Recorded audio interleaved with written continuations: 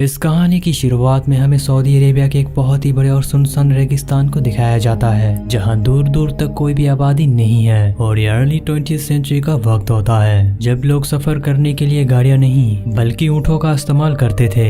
इसी रेगिस्तान के बीच से हमें एक काफिला गुजरता हुआ दिखाई देता है। दरअसल ये सभी व्यापारी हैं और उनके ऊँटों पर व्यापार का भारी सामान लदा हुआ होता है। काफिले की रफ्तार बहुत ही धीमी है, क्योंकि रेत में ऊँट पूरे वजन के साथ तेजी से नहीं चल सकते। इन्हीं मुसाफिरों के बीच में हमें एक नौजवान लड़का दिखाया जाता है, जिसका नाम सिनाम है। सिनाम एक तंबाकू का व्यापारी है और वो उस काफिले के साथ अपने गांव की तरफ वापस लौट रहा है। सिनाम के चेहरे पर बाकी लोगों के मुकाबले बहुत ही ज्यादा बेचैनी होती है। दरअसल सिनाम की बीवी हाला प्रेग्नेंट है और बहुत जल्द उनके घर उनका पहला बच्चा पैदा होने वाला है। सिनाम बार बार आगे की तरफ देख रहा होता है। वो उस धीमे सफर से पूरी तरह परेशान हो चुका है। उसे लगता है कि अगर वो उस काफिले के साथ चलता रहा तो वो बच्चे की पैदाइश के वक्त तक अपने गांव नहीं पहुंच पाएगा। कुछ देर के बाद काफिला आराम करने के लिए एक जगह पर रुकता है और सब लोग अपने ऊँटों से नीचे उतरते हैं। अब इसके बाद सिनाम काफिले के बड़े और एक्सपीरियंस लोगों के पास जाता है और उनसे बात करता है। सिनाम उन्हें बताता है कि वो अब इस काफिले के साथ और ज्यादा आगे नहीं जा सकता।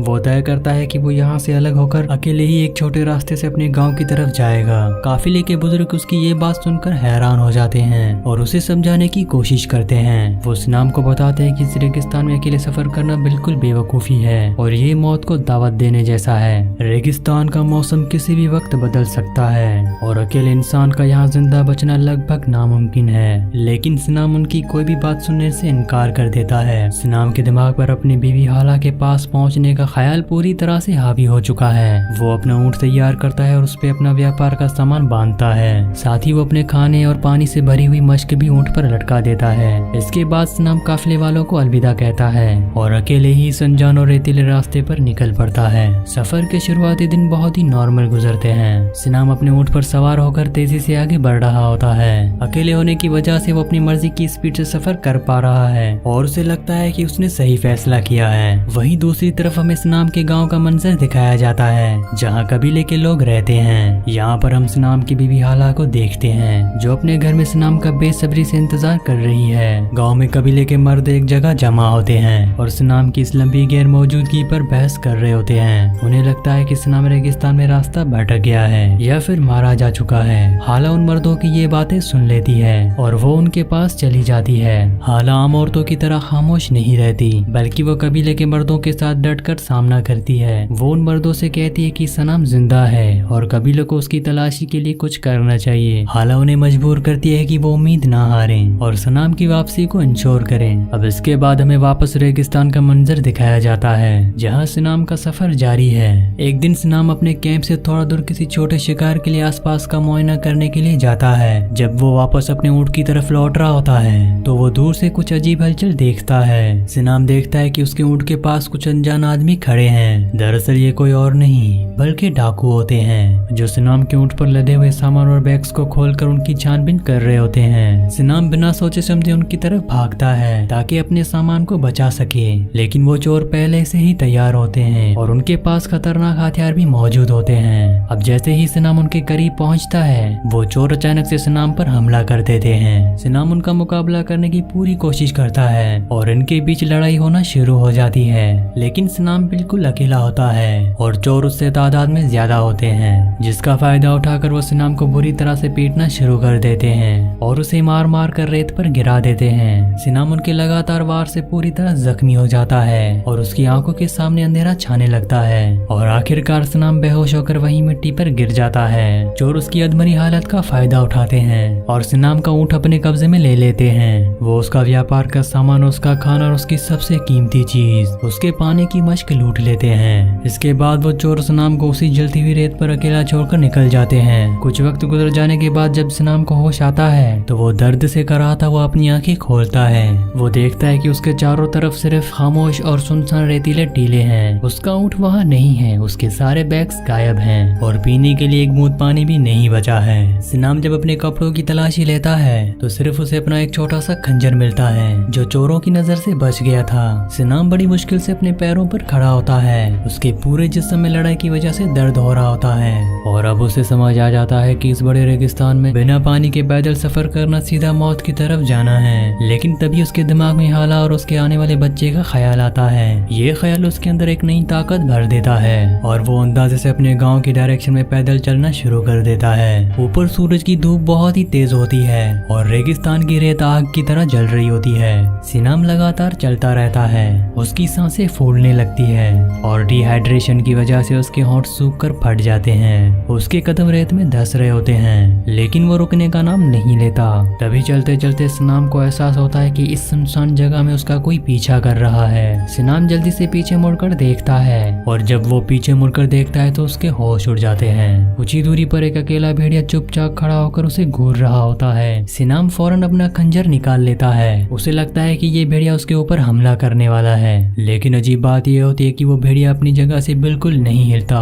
वो बस सिनाम को देख रहा होता है। सिनाम वापस आगे चलना शुरू कर देता है और वो भेड़िया भी कुछ ही दूरी पर उसके पीछे चल रहा होता है। दरअसल ये भेड़िया सिनाम की कमजोरी को भांप चुका है और वो उसके गिरने और मरने का इंतजार कर रहा है ताकि उसे अपना शिकार बना सके। सिनाम अपने चाल को ठीक करने की कोशिश करता है ताकि भेड़िए को ये ना लगे कि वो कमजोर है। अब दिन ढलने लगता है और सूरज डूबते ही रेगिस्तान का मौसम पूरी तरह से बदल जाता है। दिन में जलने वाला रेगिस्तान रात के वक्त बहुत ही ठंडा हो जाता है। सिनाम के पास खुद को गर्म रखने के लिए आग या कोई भी ब्लैंकेट नहीं होता। वो मिट्टी में अपने हाथों से सोने के लिए थोड़ी सी जगह बनाता है और ठंड से बचने के लिए नीचे दुबक कर बैठ जाता है। वो भेड़िया भी अंधेरे में कुछ दूरी पर बैठ जाता है। उसकी चमकती हुई आंखें सिनाम को साफ साफ नजर आ रही होती है। सिनाम डर और ठंड की वजह से ठीक से सो भी नहीं पाता। वो पूरी रात जाग कर गुजारता है। अगले दिन सिनाम वापस अपने गांव की तरफ चलना शुरू कर देता है। आज उसकी हालत कल से भी ज्यादा खराब है। पानी की कमी की वजह से उसकी आंखों के आगे धुंधलापन आने लगता है। रास्ते में चलते हुए सिनाम को रेत के ऊपर एक जानवर का ढांचा पड़ा हुआ नजर आता है।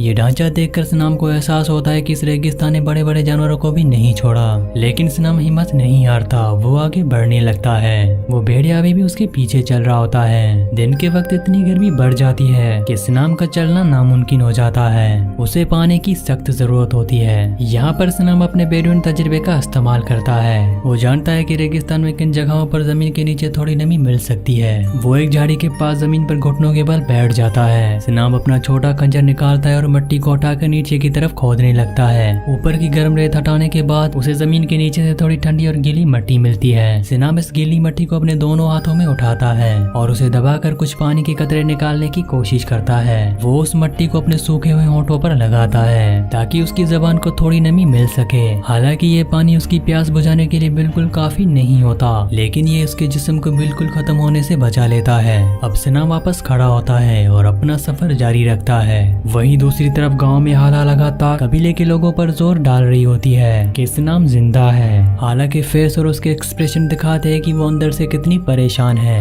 लेकिन वो दूसरों के सामने कमजोर नहीं पड़ती। वो अपनी इस उम्मीद को टूटने नहीं देती और कबीले के मर्दों को सिनाम को ढूंढने के लिए पुश करती रहती है। दूसरी तरफ अब सिनाम पर फिजिकली और मेंटली पूरी तरह से थकावट पूरी तरह से असर दिखाना शुरू कर देती है। गर्मी और प्यास की वजह से सिनाम को अजीब अजीब हेलुसिनेशन होना शुरू हो जाते हैं। उसे चलते चलते अचानक अपनी बीवी हालना की विजुअल्स दिखाई देते हैं, जैसे वो उसके सामने खड़ी हो। सिनाम अपने हाथ आगे बढ़ाता है, लेकिन वो विजुअल्स जल्द गायब हो जाते हैं और वहाँ सिर्फ रेत होती है। सिनाम खुद को होश में रखने की पूरी कोशिश करता है। तभी वो नोटिस करता है जो भेड़िया उसके पीछे चल रहा था उसकी चाल भी अब पहले जैसी नहीं रही। वो भेड़िया भी अब सिनाम की तरह थक चुका है और उसके कदम भी धीमे पड़ चुके हैं। दरअसल वो जानवर भी इस रेगिस्तान की भूख और प्यास का शिकार हो रहा है। सिनाम अब उस भेड़िया को एक दुश्मन या फिर एक खतरे की नजर से नहीं देखता। उसे लगता है कि ये भेड़िया भी उसी की तरह इस बेरहम रेगिस्तान में सिर्फ जिंदा रहने की कोशिश कर रहा है। दोनों एक ही आजाब से गुजर रहे होते हैं और सिनाम को इस अकेलेपन में उस भेड़िए की मौजूदगी से एक अजीब सी आदत हो जाती है। सिनाम आगे आगे लड़खड़ाता हुआ चलता रहता है और भेड़िया भी उसके पीछे पीछे आ रहा होता है। तब अचानक से सिनाम देखता है कि आसमान का रंग तेजी से बदल रहा है और धूप कम होना शुरू हो गई है। हवा की स्पीड अचानक से बहुत ज्यादा तेज हो जाती है। सिनाम जब सामने देखता है तो दूर से एक बहुत बड़ा और खतरनाक रेतीला तूफान इनकी तरफ बढ़ रहा होता है। रेगिस्तान के ऐसे तूफान से बचने के लिए आसपास कोई पहाड़ या कोई गुफा नहीं होती। सिनाम को समझ आ जाता है कि उसे जमीन पर ही तूफान का सामना करना पड़ेगा। वो जल्दी से रेत पर लेट जाता है। वो अपने कपड़े से अपना चेहरा और अपना सिर पूरी तरह से ढक लेता है। तेज हवाएं और उड़ती हुई रेत सिनाम के जिस्म पर लगने लगती है। तूफान इतना खतरनाक होता है कि उसकी आवाज के अलावा उसे और कुछ नहीं सुनाई देता। इस तूफान के दौरान हमें दिखाया जाता है कि भेड़िया भी अपनी जान बचाने के लिए जमीन के करीब डुबक जाता है। सिनाम और वो भेड़िया इस मिट्टी के अंदर इस नेचुरल डिजास्टर से लड़ रहे रहे होते हैं। तूफान काफी देर तक चलता रहता है और सिनाम लगभग रेत में चिपक चुका होता है। जब हवा रुकती है और तूफान शांत होता है तो रेगिस्तान में बिल्कुल सन्नाटा छा जाता है। सिनाम बड़ी मुश्किल से अपने जिस्म के ऊपर से मिट्टी को हटाता है और बाहर निकलता है। उसके जिस्म में खड़े होने की अब जरा भी ताकत नहीं बची होती। सिनाम जमीन पर बैठा होता है और इधर उधर देखने लगता है। उसे वो भेड़िया थोड़ी दूरी पर दिखाई देता है जो तूफान के बाद अब वहीं पर रुका हुआ है, लेकिन अब वो सिनाम के पीछे नहीं आता। सिनाम को एहसास होता है कि उसके जिस्म ने पूरी तरह से जवाब दे दिया है और वो मौत के बिल्कुल करीब है।